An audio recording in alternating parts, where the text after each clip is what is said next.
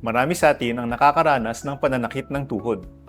Madalas nating iniisip na normal lang ito dahil sa pagod, pagtanda, o ehersisyo.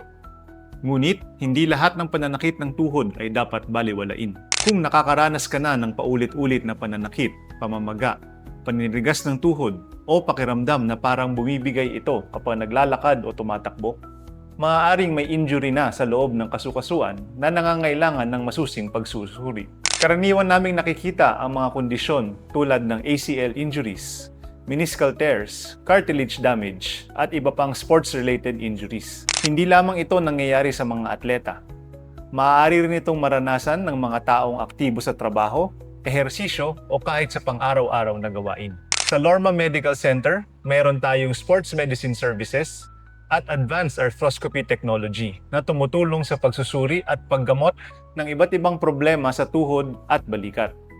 Ang arthroscopy ay isang minimally invasive procedure na gumagamit ng maliliit na camera upang makita at magamot ang problema sa loob ng kasukasuan.